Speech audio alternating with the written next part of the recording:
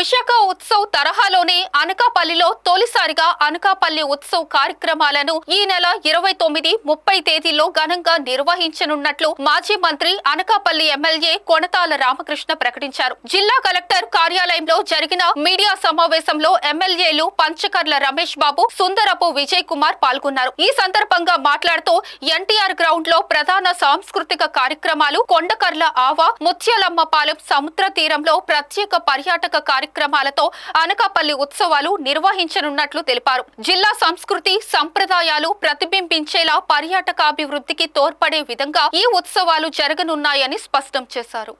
ఈ నెల 24 నుంచి 31 వరకు విశాఖ అనకాపల్లి అరకు ఉత్సవ్ రంగరంగ వైభవంగా చేయాలని రాష్ట్ర ప్రభుత్వం ఆదేశాల అనుసారం పెద్ద ఎత్తున గతంలో 3 రోజులు జరిగే విశాఖ ఉత్సవ్ ఈ సంవత్సరం 3 జిల్లాలకు విస్తరించి ఎక్కువ రోజులు 10 days వరకు చేయాలన్న ఒక మంచి సంకల్పంతో ముందుకు పోతా ఉన్నాం. దానిలో భాగంగా పెద్ద రామకృష్ణ గారు ఎక్కడెక్కడ కార్యక్రమాలు జరుగుతాయో చెప్పారు. మీ ద్వారా పబ్లిక్ కి వచ్చే ప్రజలకు అక్కడ ఏం జరగబోతుంది అనేది తెలియటం కోసం ముందుగా 24 విశాఖపట్నం స్టార్ట్ అయితే 29, 30 అనకాపల్లి ఉత్సవ్, 29 ఉదయం 9 గంటలకి యలమంచిలి నియోజకవర్గంలో కొండకర్లావలో వచ్చిన చీఫ్ గెస్ట్స్ మంత్రులందరితో సమక్షంలో ఓపెనింగ్ సెరమనీ జరగబోతా ఉంది. దాని తర్వాత 3 గంటలకి ముత్యాలంపాలెం బీచ్ లో ఇనాగ్రేషన్, అక్కడి నుంచి సాయంత్రం 6 గంటలకి అనకాపల్లి ఎన్టీఆర్ స్టేడియంలో అక్కడ ఇనాగ్రేషన్ ఉంటుంది. కూటమి ప్రభుత్వం ఆధ్వర్యంలో సిటీ ఆఫ్ డెస్టినీ విశాఖపట్నంలో,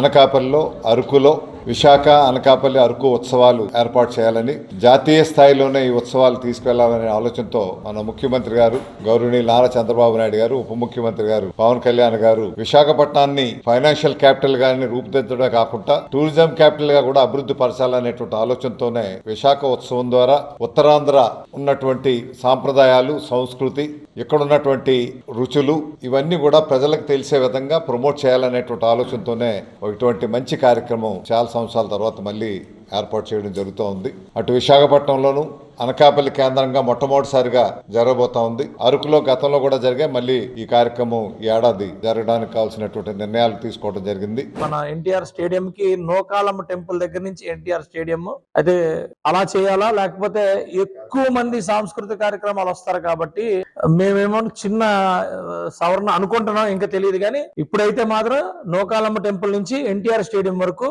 నెంబర్ ఆఫ్ మరి జాతరలాగా తయారు చేసి ఆ కార్యక్రమాలన్నీ కూడా మరి చేయాలని అనుకుంటున్నాం. ఒకవేళ మారితే అది మార్కెట్ యార్డ్ నుంచి దీనికి మారచ్చు, కానీ అది 99% నోకాలమ్మ టెంపుల్ దగ్గర నుంచి ఎన్టీఆర్ స్టేడియం వరకు ఉంటుంది. అలాగే ఫ్లవర్ షో ఒకటి, బ్రహ్మాండమైన ఫ్లవర్ షో మీకు తెలుసు. మనం ఉడా పార్క్ లోని అలాగే కైలాసగిరిలోని ఇప్పుడు వరకు ఫ్లవర్ షో చూసారు. ఫస్ట్ టైం అనకాపల్లి జిల్లాలో అనకాపల్లిలో ఫస్ట్ టైం ఫ్లవర్ షో మరి మార్కెట్ యార్డ్ లోని ఏర్పాటు చేయడం జరుగుతుంది. ఇది అందరూ కూడా రావాలని చెప్పి కోరుకుంటున్నాం. ఎందుకంటే ఇంత మంచి ఫ్లవర్ షో మనం ఫస్ట్ టైం మనం ఈ రూరల్ లో చూడటం జరిగింది. అలాగే ఇదే స్టేజ్ మీద ఇండియాస్ గాట్ టాలెంట్ అనే ప్రోగ్రామ్ కూడా మీరు చూసే ఉంటారు, మనం టీవీలో వాటిలో చూస్తాం. ఆ ప్రోగ్రామ్ కూడా ఇంటి మీద స్టేజ్ మీద జరుగుతుంది. అలా ఇంకా ఏంటంటే ఇక్కడ ఫుడ్ స్టాల్స్ కూడా ఏర్పాటు చేస్తున్నాం. ఎన్టీఆర్ స్టేడియం దగ్గర ఫుడ్ స్టాల్స్, సో బ్రహ్మాండమైన ఫుడ్ స్టాల్స్ ఏర్పాటు చేస్తున్నాం. క్రాకర్ షో మాత్రం బ్రహ్మాండమైన cracker show, fire cracker show ఏర్పాటు చేస్తున్నాం. సో